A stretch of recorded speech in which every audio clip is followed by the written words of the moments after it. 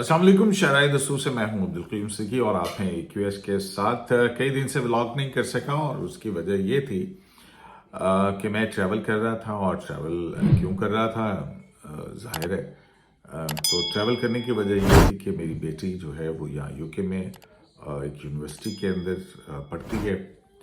माशाल्लाह उसने जब एडमिशन लिया था तो स्कॉलरशिप पे था।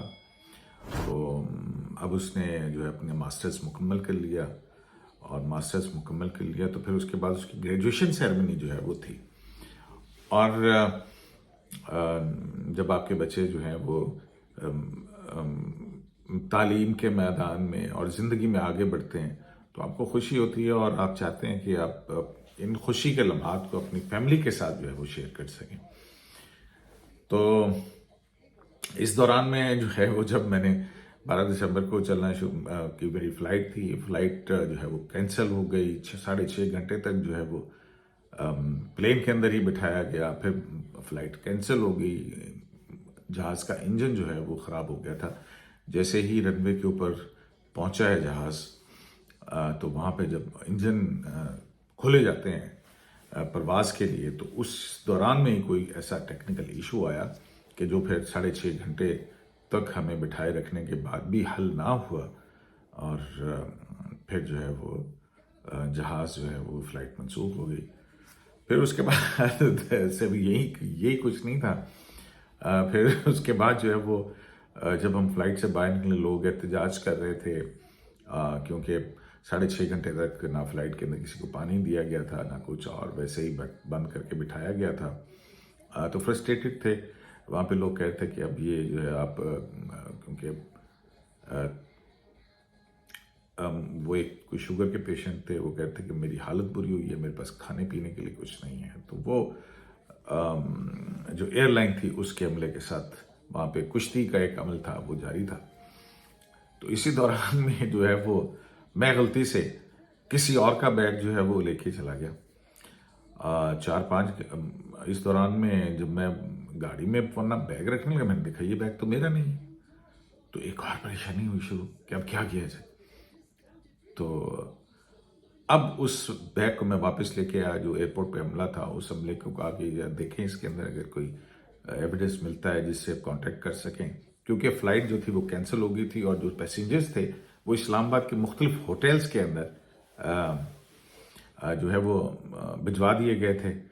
अब वहाँ पे खड़े ये था कि कौन से पैसेंजर्स किस होटल में गए हैं, जब तक वो सेटल डाउन नहीं हो जाएंगे और उस वक्त तक आप नहीं कर सकते, क्योंकि कुछ लोग जो है वो घरों को वापस चले गए थे।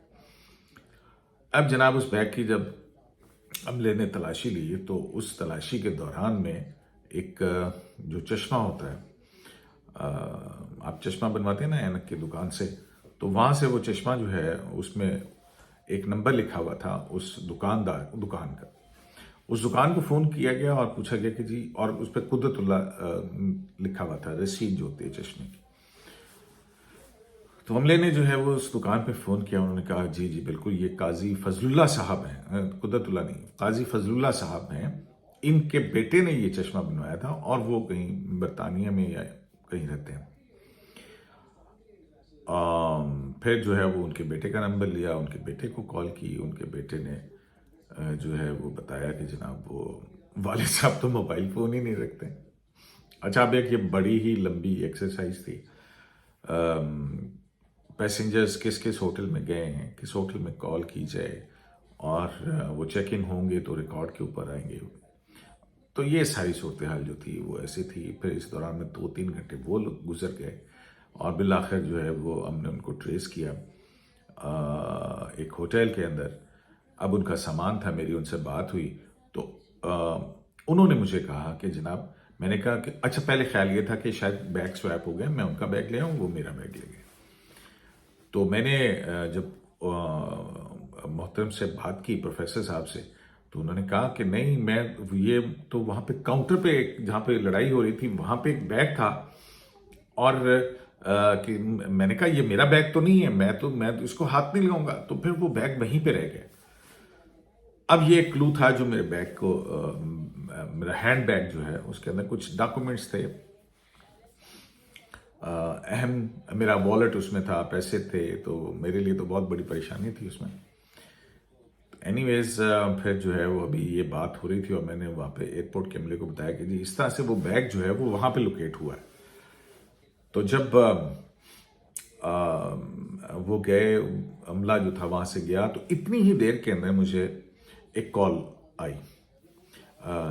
السلام علیکم. میں نے کہا جی وعلیکم السلام، آپ قیوم صاحب بول رہے ہیں؟ میں نے کہا جی بالکل، میں عبد القیوم بول رہا ہوں.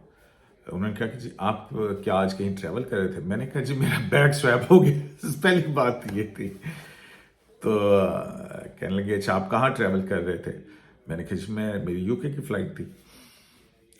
تو انہوں نے کہنے لگے کہ جی میں airport security force A S F کے سینٹرل جو کنٹرول روم ہے وہاں سے بول رہا ہوں، اور ہمیں ایک بیگ ملا ہے، آپ آئیں گے؟ شاید یہ آپ کا ہو. ظاہر ہے ایئرپورٹ سیکیورٹی فورس کو ایک لاوارث بیگ ملا، تو انہوں نے اس کو کھول کے چیک ویک کیا ہوگا، میری آئیڈینٹی ان کے پاس تھی. تو اب اصل میں وہ انشور کرنا چاہے تھے کہ یہ واقعتاً میرا ہی بیگ ہے. تو میں بھاگا جو ہے وہاں پہ ایئرپورٹ سیکیورٹی فورس کے کنٹرول روم میں پہنچا. وہاں پہ عملہ جو تھا انہوں نے مجھے دیکھتے ہی پہچان لیا. ظاہر ہے ٹیلی ویژن کے اوپر آنا جو ہے وہ دیکھتے ہیں. تو بڑا اس سے انہوں نے پوچھا، وہاں پہ جو انچارج آفیسر تھے انہوں نے منع کیا کہ میرا نام نہ لیجیے گا اور نہ ہی کوئی تصویر دینے کے حوالے سے. میں نے تو بڑی کوشش کی تھی، میں نے پھر ٹویٹ بھی کی. تو انہوں نے کہا کہ جی پوچھا ان سے، مجھ سے پہلے پوچھا کہ جناب آپ کی جو اس بیگ کے اندر کیا کچھ ہے اس کو اچھا ہمیں بتائیں گے. تو پھر میں نے بتایا کہ یہ ڈاکومنٹ ہے، یہ ڈاکومنٹ ہے، میری کٹ تھی، میرے جو جس سے میں بلاگ کرتا ہوں اس کے مائک تھے، یہ ساری چیزیں جو ہیں وہ اس کے اندر تھیں. اور بچی کے ڈاکومنٹ، ایجوکیشنل ڈاکومنٹس تھے بیٹی کے، کیونکہ اس کو چاہیے یہاں پہ. تو اس کے اوریجنل جو اس کی نرس کی ڈگری تھی وہ اس کے اندر تھی، اس کا نکاح نامہ تھا. تو یہ چیزیں جو ہیں وہ ضروری ہیں اس کو یہاں پہ اپنی ڈاکومنٹیشن کے لیے. تو میرا بہت، میں نے بتایا جی یہ چیز ہے، یہ چیز ہے، یہ میرے کپڑے ہیں، یہ ایک ایک چیز میں نے جب ان کو بتائی تو وہ صاحب بڑے مسکرائے اور مسکرا کے کہنے لگے صاحب ایک چیز تو آپ بھولی گئے جو سب سے اہم ہے. میں نے کہا جی وہ کیا؟ کہنے لگے آپ کا پرس. میں نے کہا جی بالکل میرا پرس ہے، اور اس کے اندر میرا آئی ڈی کارڈ ہے، میرا اے ٹی ایم کارڈ ہے، میرے آفس کارڈ ہے، اور اس میں کچھ چند پیسے بھی تھے تھوڑے سے، ایسے 10-12 ہزار روپے پاکستانی. آپ نکلتے نا ضرورت پڑ جاتی ہے کہیں ادھر ادھر. تو جناب اس طرح سے جو ہے وہ پھر مجھے یہ بیگ ملا، اور واقعتاً ایئرپورٹ سیکیورٹی فورس کے عملے نے بڑا تعاون کیا، اور اس تعاون کی وجہ سے جو ہے وہ میرے فلیٹ. اچھا اب اس کے بعد جب یہ مرحلہ آیا تو میری فلائٹ کینسل ہو چکی تھی. اب میرا اگلا مرحلہ تھا کہ جناب مجھے پہنچنا ہے 14 دسمبر سے پہلے، کیونکہ 14 کو اس کی نوٹنگم میں جو ہے وہ گریجویشن سیریمنی تھی یونیورسٹی آف نوٹنگم میں. تو اب جو ہے جناب ہم نے پھر جو ہمارے ٹریول ایجنٹ ہیں جن سے ہم نے ٹکٹ بک کروائی تھی ان سے کہا. اب رات 12 بجے میں وہاں پہنچا، صبح 9 بجے تک، 3 بجے ہم صبح کے 3 بجے جہاز میں بیٹھے، اور 3 بجے سے 9 بجے تک جہاز وہاں کھڑا رہا، اور 6.5 گھنٹے کے قریب ہم 6 گھنٹے، تقریباً 6 گھنٹے جو ہے وہ جہاز کے اندر بند رہے.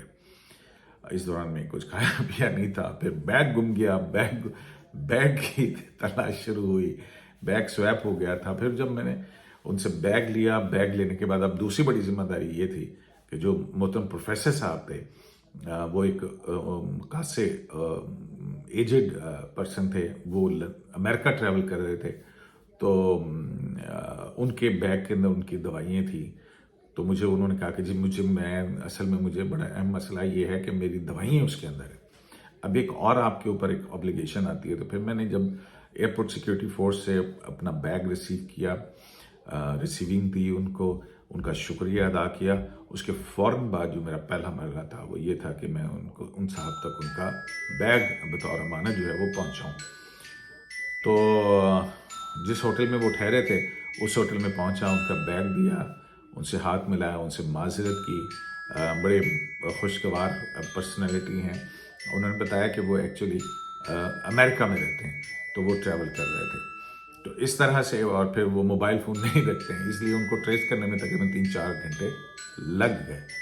اینی ویز، وہ کہتے ہیں نا کہ اگر اختتام آپ کا اچھا ہو تو پھر سب کچھ اچھا ہے.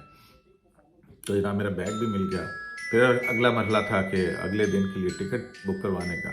تو پھر ہمارے جو ٹریول ایجنٹ ہیں ان سے ہم نے بڑی درخواست کی کہ جناب مجھے کل کے لیے کہیں ٹکٹ جو ہے نا وہ ارینج کیا جائے. پھر ان کی محنت شاخہ برائی اور رات 10 بجے جو ہے وہ مجھے انہوں نے کنفرم کیا کہ جناب آپ کی صبح 9 بجے کی 13 دسمبر کی فلائٹ ہو گئی ہے. تو وہ 6 بجے شام یہاں پہنچے گی یو کے میں. تو بس اس وقت اطمینان آیا. اب اگلا مرحلہ یہ تھا کہ اگر میں تھک گیا، 2 دن ہو گئے تقریباً، 2 دن ہو گئے تھے کہ میں سویا نہیں تھا اور تھکا ہوا شدید تھا. لیکن اب یہ مرحلہ تھا اگر میں اب سو گیا گھر میں اور سردیاں ہیں، بچوں کی آنکھ نہیں کھلتی ہے، الارم پہ بھی آنکھ نہ کھلی تو پھر کیا ہوگا. تو جناب اپنے ایک دوست سے، ہمارے بہت پیارے دوست ہیں، ان سے میں نے کہا جناب صبح 6 بجے آپ اپنا ڈرائیور بھیج دیں گے، مجھے ایئرپورٹ جو ہے وہ ڈراپ کرے گا. تو انہوں نے کہا بالکل بالکل، کیوں نہیں. تو وہ ذمہ داری ایک انہوں نے اپنے لگائی. پھر میں نے الارمس لگائے، گھر میں بچوں نے الارمس لگائے، لیکن اس کے باوجود میں جاگتا رہا. اور پھر کیونکہ صبح 6 بجے نکلنا تھا، 9 بجے کی فلائٹ تھی، آپ کو پہلے پہنچنا ہوتا ہے انٹرنیشنل فلائٹ کے لیے 2-3 گھنٹے پہلے. تو وہاں پہنچے، وہاں پہ چیک ان کیا، اور پھر اس کے بعد فائنلی میں یہاں پہنچ گیا اور یو کے پہنچا. یہ ایک، میں نے کہا اپنی جو غیر حاضری ہوئی ہے اس کی آپ کو داستان بتا دوں گا. اور پھر جب یہاں پہنچ کے بہت ساری چیزیں دیکھیں، پاکستان میں شرائع دستور پہ بہت کچھ ہو رہا ہے.